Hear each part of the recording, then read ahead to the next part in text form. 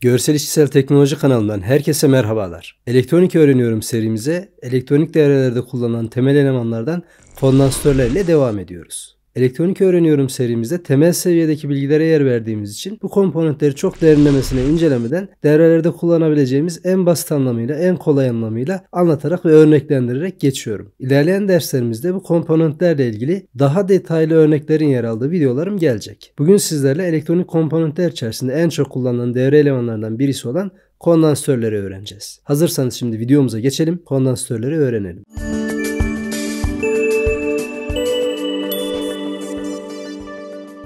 Kondansatör, sığaç, kapasitör gibi isimlerle de anılmaktadır. Kondansatörleri genel anlamda iki grupta inceleyebiliriz. Kutuplu kondansatörler ve kutupsuz kondansatörler. Kondansatörleri pillere benzetebiliriz. Piller nasıl ki içerisinde enerjiyi depoluyorsa kondansatörler de aynı işi yapıyor. Kondansatörleri pillerden ayıran en büyük özellik çok hızlı sürelerde şarj olup deşarj olabilmeleri. Piller zaman aralığı olarak baktığımız zaman belli bir sürede şarj olur ve yine belli bir sürede deşarj olurlar. Kondansatörler ise pillerle kıyasladığımız zaman çok kısa sürelerde şarj olup deşarj olabilen devre elemanlardır. Bu süre kondansatörler için saniyenin onda biri, %1 hatta binde biri hızında olabilir. Bir kondansatör 1 saniye içerisinde onlarca kez şarj edip deşarj edilebilir. Bu yönleriyle elektronik devrelerde sıklıkla tercih edilirler. Kondansatörleri pillere benzettik. Piller üzerlerindeki enerjiyi uzun süre tutabilirlerken kondansatörler üzerlerindeki enerjiyi uzun süre tutmazlar. Kullanmasanız bile belli bir süre içerisinde yavaş yavaş deşarj olurlar. Yani piller gibi üzerindeki enerjiyi uzun süre tutmazlar. Kondansatörler elektronikte filtre yapmak için kullanılırlar. Frekans devrelerinde frekans ayarlamak için kullanılır. Zamanlama devrelerinde gecikme için kullanılır. Düşük miktardaki elektrik yüklerini depolamak için kullanılırlar. Doğru akımda şarj olduktan sonra elektriği iletmezlerken alternatif akımda elektriği iletirler. Elektronikte kondansatörler C harfiyle gösterilir. Birimi farattır. Özelliklerine göre sembolleri ekranda gördüğünüz gibidir. Kutuplu kondansatörler, kutupsuz kondansatörler ve trimer kondansatörler diye gruplandırabiliriz. Birimi farattır. Farad birimi çok büyük bir değerdir. Bunun yerine mikrofarad, nanofarad ve pikofarad değerleri kullanılır. 1 farad 1 milyon mikrofarada eşittir. Yine 1 farad 1 milyar nanofarada eşittir. Yine 1 farad 1 trilyon pikofarada eşittir. Gördüğünüz gibi farad değeri çok büyüktür. Mikrofarad, nanofarad ve pikofarad değerleri genellikle elektronikte tercih edilir. Biz sizlerle elektronikte en çok kullanılan kutuplu kondansatörler ve kutupsuz kondansatörleri bu dersimizde ele almış olacağız. Kondansatörler özelliklerine göre farklı kılıf yapılarında olabilir. Şu anda ekranda görmüş olduğunuz kılıf tiplerinin her birisi kondansatördür. Bunlar kutuplu ya da kutupsuz olabilirler.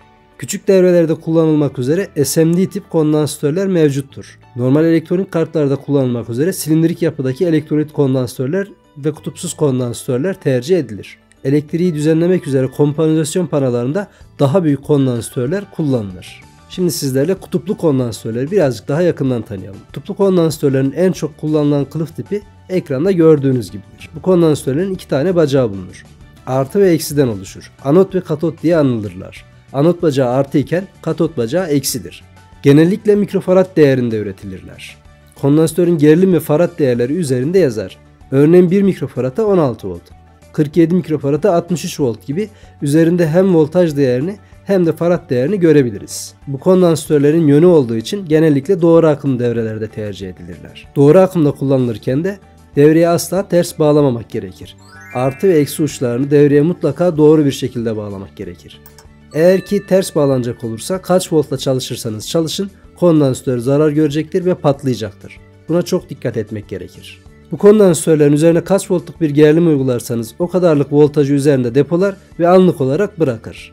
Üzerlerinde yazan mikrofarad değeri ne kadarlık bir enerjiyi tutacağını gösterir. Voltaj değeri ise bu kondansatörün kaç voltluk bir devrede çalışabileceğini gösterir. Örnek vermek gerekirse 1 mikrofarada 16 voltluk bir kondansatörü 24 voltluk bir devrede kullanamazsınız. Çünkü bunun dayanabileceği maksimum voltaj değeri 16 volttur. Üzerinde yazan voltaj değeri maksimum dayanabileceği gerilimi ifade eder. Kondansatörleri tercih ederken genellikle uygulayacağımız voltajın birkaç volt üstünde tercih etmek daha mantıklı olacaktır. Örneğin 12 voltluk bir devrede kondansatör kullanacaksak seçeceğimiz kondansatörün anma değeri 16 volt olabilir. 12 voltluk bir devrede yine 12 voltluk bir kondansatör kullanırsak kondansatör maksimum değerde çalışmış olacaktır. İleride bozulma riski daha yüksektir. Dolayısıyla kondansatör tercih ederken çalıştığımız voltajın üzerinde kondansatörler tercih etmemiz daha doğru olacaktır. Bu da 3-4 voltluk bir fark olabilir. Üzerlerinde yazan voltaj değerinden daha fazla voltaj uygulamak kondansatörü zamanla arızalandırır. Ve yine altını çizerek söylüyorum, kondansatör değerinizin voltajı kaç volt olursa olsun kutuplu kondansatörler devreye hiçbir zaman ters bağlanmazlar. Kesinlikle patlarlar. Kutuplu kondansatörler zamanlama devrelerinde bolca tercih edilir. Ve yine alternatif akımı doğru akıma dönüştüren devrelerde hem girişte hem çıkışta voltaj dengesini sağlamak için yine bu kutuplu kondansatörler sıklıkla tercih edilirler. Kutuplu kondansatörler devreye genellikle paralel bağlanırlar. Artısı artıya, eksisi eksiye bağlanır. Devreye seri olarak bağlanmazlar. Eğer devreye seri olarak bağlanacak olurlarsa şarj olana kadar üzerinden akım geçmeye devam eder. Şarj olduktan sonra elektriği keser. Üzerinden akım geçirmez. Üzerlerinde yazan farad değeri enerji miktarının ne kadar depolayacağını gösteriyor. Örneğin elimizde 1 mikrofarada 16 volt ve 1000 mikrofarada 16 volt iki tane kondansatör olduğunu varsayalım.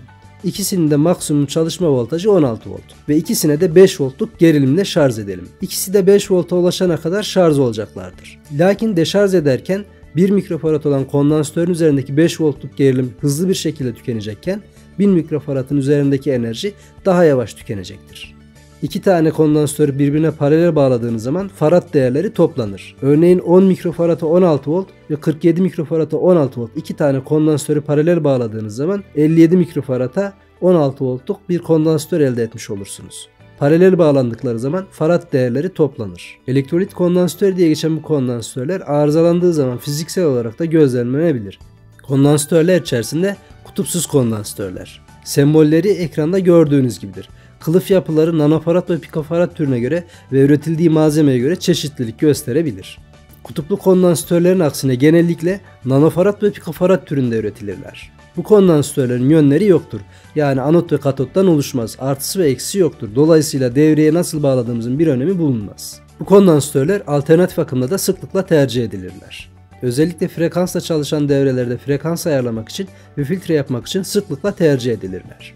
Kutuplu kondansatörlerde olduğu gibi farad değerleri üzerinde yazmayabilir. Bunun yerine 3 tane rakamdan oluşan kodlama kullanılıyor. İlk 2 rakamı olduğu gibi kullanılırken 3. rakama kadar sıfır atılıyor ve pikofarada çevriliyor. Örneğin üzerinde 101 yazıyorsa bu 100 pikofarada eşittir. 221 yazıyorsa 220 pikofarada eşittir. İlk 2 rakamı olduğu gibi alıyoruz. Sondaki rakam kadar sıfır atarak pikofarada dönüştürüyoruz. 102 yazıyorsa 1000 pikofarattır. 103 yazıyorsa 10.000 pikofarattır. 473 yazıyorsa 47.000 pikofarattır. 104 yazıyorsa 100.000 pikofarattır. Kutupsuz kondansatörlerin değerlerini bu şekilde okuyabiliyoruz. Şimdi sizlerle kutuplu kondansatör diye geçen elektrolit kondansatörlerin kullanım mantığını kavrayabileceğimiz birkaç örnek yapalım. Şu an önümüzde farklı değerlere sahip kutuplu kondansatörler var. Elektrolit kondansatör diye geçiyordu bu kondansatörler. Bu kondansatörlerin üzerinde yönü belirtilir arkadaşlar. Artı ve eksisini çizgilerle belirtirler. Bu çizgilerin olduğu taraf eksi hattır. Buna yakın olan bacak eksiye bağlanır. Diğer taraf artıdır. Orada herhangi bir şey bulunmaz. Bu kutuplu kondansatörlerin üzerinde eksi bacağı mutlaka bu şekilde belirtilir. Eksiye, bunun üzerindeki bacak eksiye denk gelir. Eksiye takılır. Diğer bacak ise artı olarak takılır. Baktığımız zaman bu kondansatörlerin boyutlarının farklı olduğunu görüyoruz. Peki bu boyut neye göre değişiyor? Hem voltaj hem de kullanılan farad değerine göre ebatları değişiyor. Örneğin bu iki kondansatör birbirine neredeyse fiziksel olarak yakın seviyelerde. Şimdi bunların değerlerine bakalım. Bu elimde tutmuş olduğum kondansatör 1 mikrofarada 100 voltluk bir kondansatör. Siyah olan kondansatör ise 47 mikrofarada 50 voltluk bir kondansatör. Diğerlerine bakalım. Mesela şimdi şu ikisi birbirine yakın duruyor. Bunlara bir bakalım. Değerleri neymiş? Bu elimde tutmuş olduğum kondansatör 3300 mikrofarada 16 voltluk bir kondansatör. Hemen ona çok yakın, ona benzeyen, onunla neredeyse aynı büyüklükte olan kondansatör ise 47 mikrofarada 160 voltluk bir kondansatör. Yani hem voltaj değeri hem farad değeri kondansatörün büyüklüğü üzerinde etkisi var. Şuradaki bunlardan çok daha büyük olarak görünen kondansatör ise 400 volta 220 mikrofaradlık bir kondansatör. Gördüğünüz gibi bunlara göre daha büyük. Hem voltaj değeri yüksek hem farad değeri yüksek olduğu için diğerlerinden daha büyük olan bir kondansatör. Kondansatörleri biz tıpkı pillere benzettik. Piller gibi üzerinde belli bir gerilimi tutabilen devre elemanlardır dedik. Pillerden ayrılan en büyük özelliği ise çok hızlı şarj olup çok hızlı deşarj olabilmeleri. Yani çok hızlı bir şekilde üzerine elektriği alabilmeleri ve aynı elektriği çok hızlı bir şekilde verebilmeleri en büyük özellikleridir. Ve defaatlerce kez doldur boşalt yapılabilen, şarj ve deşarj olabilen devre elemanlarıdır. Şimdi breadboard'umuzu kuralım ve üzerlerine çeşitli voltajlar uygulamaya başlayalım. Elektrolit kondansatörlerde dikkat edeceğimiz konu arkadaşlar, üzerlerindeki yazan voltaj değerlerinin aşmayacak şekilde gerilime maruz bırakmamız. Örneğin şu an benim elimdeki bu kondansatör 16 volt değerini gösteriyor. Ben bu kondansatöre maksimum 16 volt voltaj uygulayabilirim. 16 voltun üzerinde voltaj uygularsam kondansatör zarar görecektir arkadaşlar. Üzerindeki 2200 mikrofarad değeri ise ne kadarlık bir voltajı üzerinde saklayabileceğini gösteriyor. Bu kondansatöre ise 400 volta kadar voltaj uygulayabiliriz. 220 mikrofaradlık bir enerjiyi üzerinde tutacaktır. Şimdi bunu örneklerle yaptığımız zaman daha somut hale geleceği düşüncesindeyim arkadaşlar. Güç kaynağımı açtım. Benim elimde 16 volta 2200 mikrofaradlık bir kondansatör vardı. Şu anda ben bunun üzerine gerilim uygulamak istiyorum. Yönüne dikkat ediyoruz. Artı ve eksisine dikkat ediyoruz. Eğer ki ters bağlantı yaparsak kondansatör fiziksel olarak patlayacaktır. Buna dikkat ediyoruz. Şimdi kondansatörüme herhangi bir voltaj uygulamadan önce ölçü aletimi öncelikle ölçmek istiyorum. Üzerindeki gerilimi. Şu an ölçtüğüm zaman kondansatörümde herhangi bir voltaj yok. Voltajı yüklemek istiyorum. Artı ve eksisine dikkat ederek hemen devreme bağlıyorum. 4 volt gerilim uyguladığım devreme kondansatörümü bağladım ve şu anda bacaklarını ölçmek istiyorum. Ölçtüğüm zaman şu anda 4.03 voltun kondansatör üzerine geldiğini görebiliyorum. Şu anda kondansatör üzerinde 4.03 volt vardı. Evet, hemen ölçü aletimizin ışığını yakalım. Kondansatörü devreden çıkartıyorum ve boşta ölçüyorum. Gördüğünüz gibi şu anda yine 4 voltu kondansatörümün üzerinden okuyabiliyorum. Evet, şu anda kondansatörümüzü yükledik. İçerisinde voltajı olduğunu görebiliyoruz. Kondansatörleri pillere benzettik. Lakin piller gibi üzerine yüklenen voltajı uzun sürelerde tutmazlar arkadaşlar. Boşa aldığı zaman, boşa çıktığı zaman üzerindeki akımı yavaş yavaş bitirirler. Şu anda gördüğünüz gibi 4 volttan 3.92, 3.91 diye yavaş yavaş düşüyor. Bunun üzerinde şu anda 4 volta yakın bir voltaj var. Ben elime bir tane led alırsam, şu anda buna bağlarsam bu ledin yanması gerekiyor teknik olarak. Bakalım üzerinde akım var mı yok mu? Artı ve eksisine bakarak ledimin hemen değdirmek istiyorum. Gördüğünüz gibi değdirir değdirmez ledim bir miktar yandı ve söndü. Yani şu anda kondansatörün içerisindeki enerjiyi tüketmiş oldu. Tekrar ölçüm yapmak istiyorum şimdi.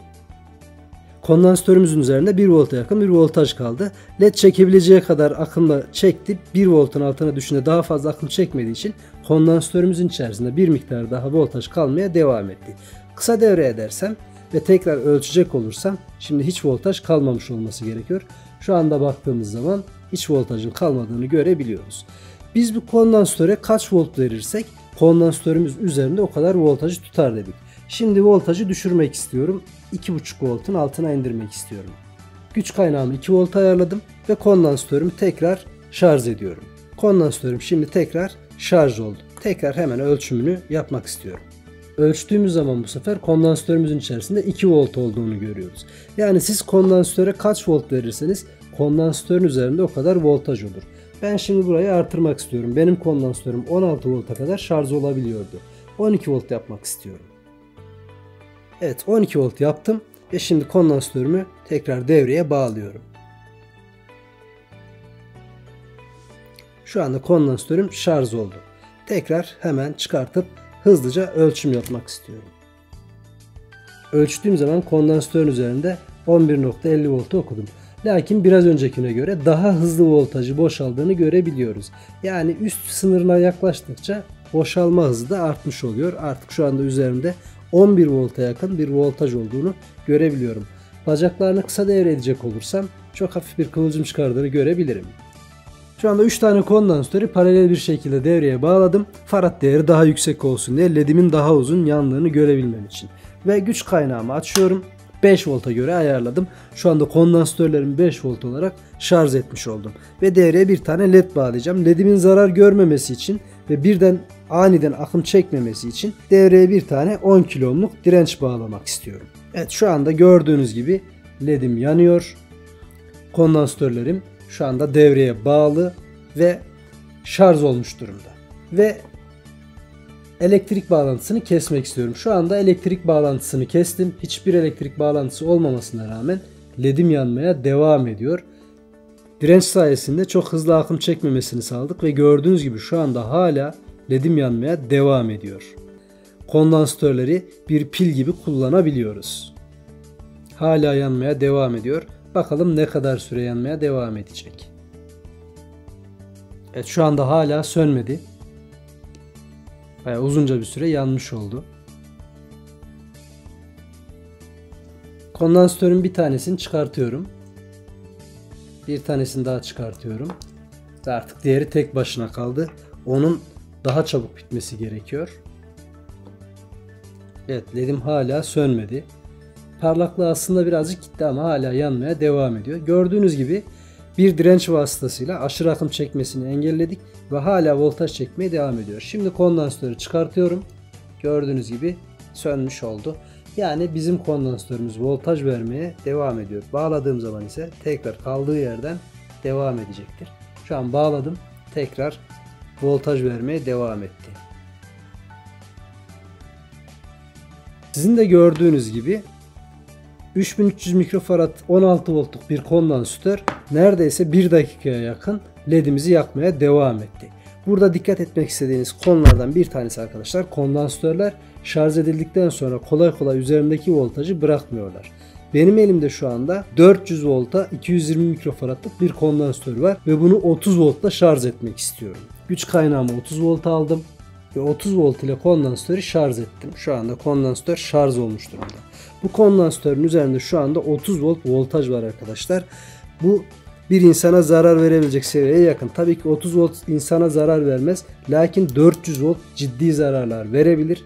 O yüzden bu tarz kondansatörlerin olduğu devrelerde çok dikkatli olmanız gerekiyor. Bacaklarına değmemeniz gerekiyor. Şu anda ben bu kondansatörü normalde doğru bir yöntem değil ama hızlı bir şekilde kısa devrederek boşaltacağım. Bakalım nasıl bir tepki verecek. Çıkan kıvılcımı görebildiniz. 30 voltta çıkartmış olduğu kıvılcım. Eğer ki bu 400 volt olsaydı ben bununla elimle buna değmem çok mümkün olmayacaktı. Beni çarpabilirdi. Ama tabii ki 30 volt olduğu için bana zarar vermedi. Ama yüksek bir voltaj olmuş olsaydı zarar verebilirdi. Bu örneğimizde kondansatörümüzü devremize seri bağladık. Kutuplu kondansatörler devreye seri bağlandığı zaman uygulamış olduğunuz voltaj miktarını üzerinde depolayana kadar elektriği geçirmeye devam ederler. Vermiş olduğunuz voltaj değerini üzerinde depoladığı andan itibaren iletimi keserler. Şu anda gördüğünüz gibi güç kaynağından voltaj vermeme rağmen LED'im yanmıyor. Çünkü kondansatörün üzerine güç kaynağından vermiş olduğum voltajı depolamış oldum. Güç kaynağından 8 volt voltaj uyguluyorum ve kondansatörüm içerisinde şu anda 8 volt voltajı depoladı ve iletimini kesti. Şimdi güç kaynağımın bağlantısını kesiyorum ve kondansatörümü boşaltmak istiyorum. Hemen kondansatörü hızlıca boşaltıyorum. Şu an yapmış olduğum kısa devre olayı, kondansatörüm yüksek voltajlarda çalışmadığı için riskli değil ama yüksek voltajlı kondansatörleri bu şekilde kısa devre ederek deşarj etmek kondansatöre zarar verebilir. Bilginiz olsun. Şu anda güç kaynağımın bağlantısını yapacağım ve kondansatörüm dolana kadar akım geçirmeye devam edecek. Bağladım ve LED'im yandı. Şu anda üzerinde dolma miktarı, yani kondansatörün üzerindeki voltaj dolana kadar akım geçirmeye devam etti. Şimdi kolay olsun diye hemen şöyle bir jumper kablo kullanacağım. Daha hızlı deşarj edebileyim diye hızlıca deşarj ediyorum. Gördüğünüz gibi kondansatörümü boşaltıyorum. Kondansatör dolana kadar LED'im yanmaya devam ediyor. Ta ki kondansatörüm 8 volta ulaştığı zaman, üzerinde 8 voltluk voltajı depoladığı andan itibaren iletimi kesiyor. Tekrar boşaltıyorum. LED'im yanıyor ve 8 volta ulaştığı andan itibaren artık iletimi kesiyor. Akım iletmeyi durduruyor. Voltaj değerine ulaşana kadar akımı iletmeye devam eder. Şimdi tekrar kısa devre ediyorum. Üzerindeki voltajı boşaltıyorum. 8 volta ulaştığı andan itibaren artık iletimi kesiyor, akım vermeyi durduruyor. Kondansatörler bu yöntemle gecikme uygulanacak devrelerde, zaman devrelerinde bu amaçla kullanılabiliyor. Kutuplu kondansatörleri devreye ters bağlamamamız gerekir. Eğer ki yönüne dikkat etmezsek, ters bağlarsak patlarlar arkadaşlar. Şu anda bunun testini yapacağız. Ben bilinçli olarak kondansatörü devreye ters bağladım. Şimdi ters voltajı uygulayacağım. Tabii ki güvenlik önlemi olsun diye üzerine bir cam bardakla kapattım. ve şimdi açıyorum. Bakalım nasıl bir etki olacak.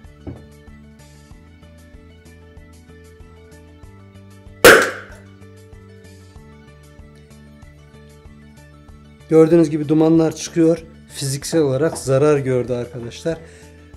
Kutuplu kondansatörleri ne olursa olsun devreye ters bağlamıyoruz. Ters bağladığımız zaman bu şekilde patlar.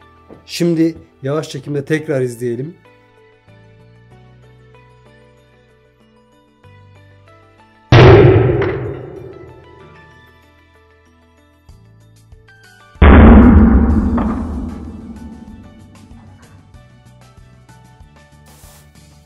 Bu kondansatörler devreye ters bağlandığı zaman patlarlar.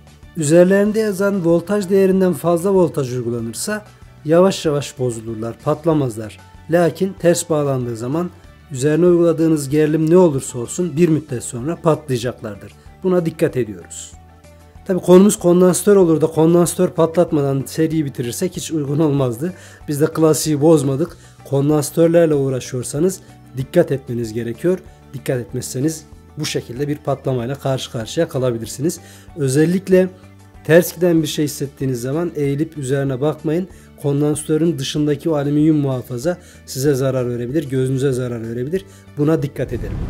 Bugün sizlerle elektronik devrelerde en çok kullanılan devre elemanlarından birisi olan kondansatörleri daha yakından tanımış olduk.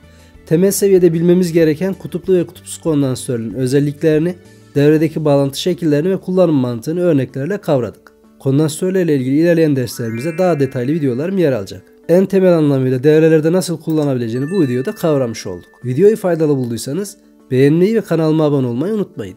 Bir sonraki videomda görüşmek üzere, hoşça kalın.